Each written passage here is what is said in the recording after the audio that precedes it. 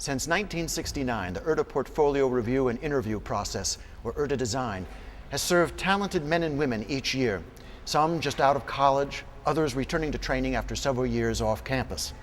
The process is a timely, effective, and inexpensive means of seeking placement in graduate-level professional training programs in all areas of theater design and technology.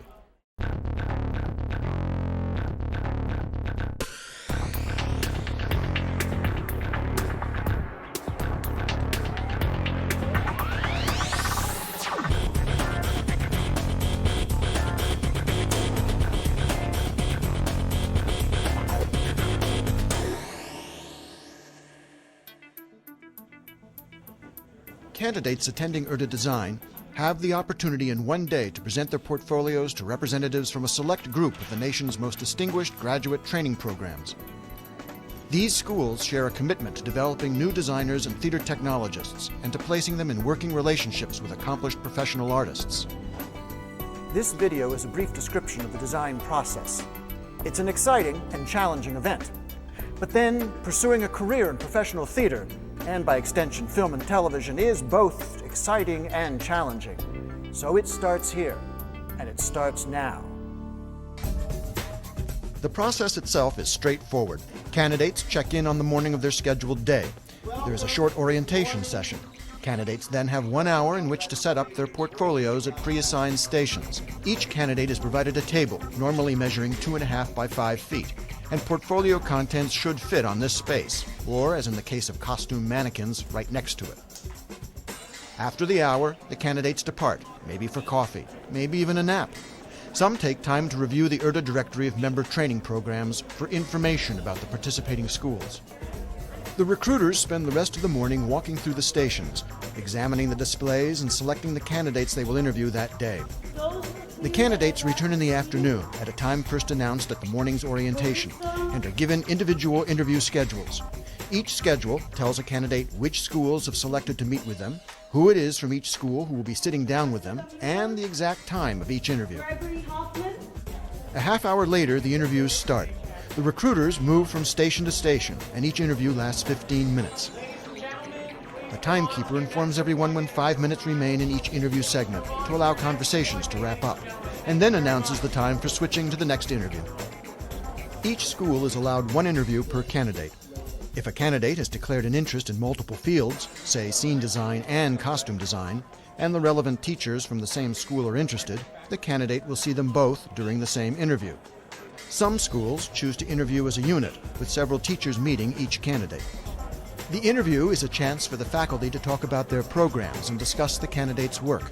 It's also an opportunity for the candidate to ask specific questions as part of comparing schools.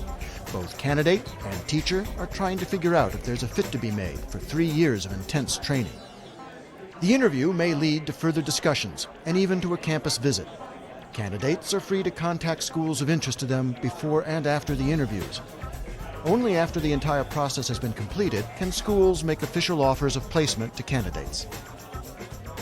After a candidate has completed their interviews, which in some cases may run late into the afternoon or early evening, they are free to strike their station, carefully clean up, and depart for the day. That's it. A simple process, and one on which careers have been built. The design process includes candidates in other categories besides set, lighting, and costume design. The theater technologist category includes future master carpenters or electricians, board programmers for computer lighting and sound systems, and costume stitchers, drapers, and cutters, all the skilled artisans who execute design plans. The technology category may also include people interested in digital video and special effects. Other individual categories are technical direction, sound design, prop design and building, and scenic painting. Who are these people examining the portfolios? They're not only professional teachers, but also professional designers and technicians, most of whom regularly show their own portfolios to producers and directors to secure work on productions for Broadway, off-Broadway, regional theaters across the country, and for work in other media. While demanding in their own right, they are not overly judgmental critics. They are teachers, mentors, and potential colleagues. There's no such thing as an URTA style of portfolio. The URTA publication, Guidelines for Design and Technology Portfolio Reviews, is provided to each candidate. These guidelines offer a short description of the process and include several recommendations, but they are not an artistic straitjacket. The recruiters are not interested in seeing a slick portfolio that obscures a candidate's individuality or somehow hides technical weaknesses. They prefer work that is expressive of a person's interests and that indicates the candidate's abilities at this point in their education and experience. We asked several teachers what they thought was important to include in a portfolio. In reviewing a portfolio for a prospective graduate student, I'm especially interested in understanding how well they can draw. Also, their ability to control and manipulate color. There's just simply no substitute for drawing as the primary means by which designers communicate ideas, but maybe more importantly, the way they develop ideas. Great renderings are always a plus, the ability to draw, but I want to see that they have they're able to tap into the character in which they're rendering. For instance, if they're in a costume design, I want to see that they're able to bring out the character. If they're in set design, I'd like to see that they're able to get a really good grasp of the world of the play, the environment of the play. I think that's important for a theatrical designer, is to be able to put your signature on your work. One of the things I look for in a graduate sound design portfolio is a manifestation of their individual work. And I see this through their work, through their drafting, through their skills in terms of presentation of cue lists and the backbone of what a sound designer needs, but I also see it through artistic statements. We like to see sketches, in beginning idea sketches and research, and it doesn't necessarily have to be presented in any formal way. So the early stages shows us your thought process. That can be a really interesting thing. We want to know how your mind works. Think of yourself going from 30 to 40 tables of work and trying to assess that work in a short period of time. It needs to be clean and neat and clear what we need to look through and present your best self. Many times photos are taken that are used for archival purposes, so they tend to be more close-ups.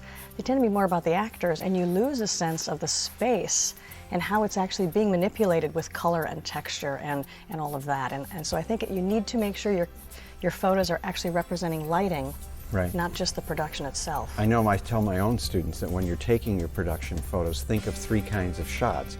An establishing shot, which will give us the total framework, the medium range shot that gives some context of scenery, costumes and light, but maybe closer up, but still you can see the sense of what the light is doing on the actor and in the space. And then of course your production shots, as you mentioned, where you get that close-up with the costume and the actor. Candidates invest time in preparing their portfolios, but often ignore thinking about the interview part of the process. A candidate should take time to consider questions they are likely to be asked. What specific field do they want to pursue? Why is it they want to go to graduate school at this point? What long-term plans, if any, do they have? It's also worthwhile for a candidate to prepare questions to ask the recruiter. It can be very helpful for a candidate to come out of the interviews with a list of answers from each school to the same questions, answers that become points of comparison. We discussed the interview process with several faculty members. We're looking to see if that individual is articulate. Can they speak about the process? Can they speak to the moment that they presented in their work? What are they like as human beings? Do they fit us and do we fit them? All of those become really important points in that interview. It's a very short amount of time to explore that, but you can find out a lot if that individual is open, if that individual actually has thought through the moment, and whether they can work on their feet. I look at transcripts very carefully because I'm concerned about, I'm interested in what type of classes students take.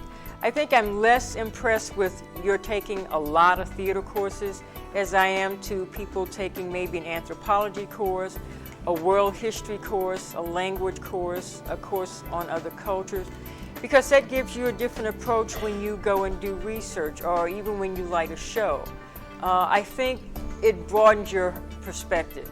And I'll talk to students about the script. How well do you read the script? How well do you know the characters? Because in many instances, your lighting can be influenced by specific characters in the play. So script analysis is very important. What I like to get out of this short interview with the technical director is how will they represent themselves. If they've got ideas in their head about how they like to approach problems, problem-solving techniques, they need to be able to communicate that with other people. And so it's really talking with people, dealing with people, how well they communicate those ideas.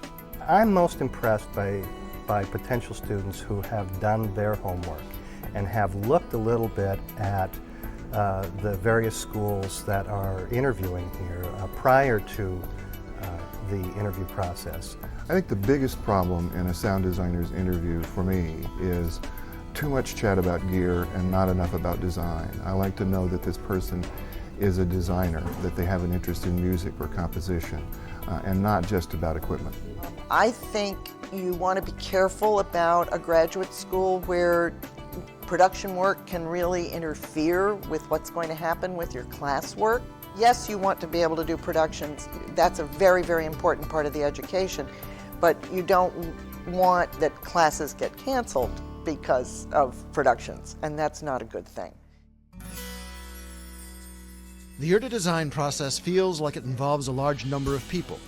But for all the participants, the focus is on the individual, on how he or she can train towards a career in theater, film, television, and other media. The process can be tremendously rewarding. Candidates can walk in interested in one or two schools and walk away suddenly aware of other excellent programs that have interviewed them. Other than being able to meet the faculty members and really ask them questions, I really want to get an in-person answer and a vibe for how the faculty and the students interact. It can vary considerably from university to university. I've learned that there's a lot of difference between costume design programs, MFA design programs across the country. I didn't realize there was so much variety in them. Be prepared, work on your portfolio. If you're working on something, take pictures of it. Take pictures of everything you do because they want to see the process, they want to see the renderings, they want to see you working. Well, I think it's a really valuable process. I mean, I think for the students to be able to come here and talk to all these schools at once, it's really a great value and a great educational opportunity. Describe your strong points and describe your weaknesses, kind of think through how you think about theater and how you think about design so that you can answer questions effectively. URTAs has been a great way for me to sort of reintroduce myself to the collegiate theater scene. I've been out of undergrad for 2 years now, and so this was a great way for me to sort of get back in the game. This process has been something truly wonderful. I mean, as you probably know, if you're considering, they hand things to you on a silver platter. The candidate is urged to prepare for the process, not only their portfolio, but also their thoughts about graduate training.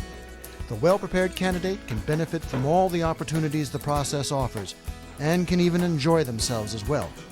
It can be a great experience, and URTA will do all it can to help. We hope this presentation has been informative. Thank you for watching.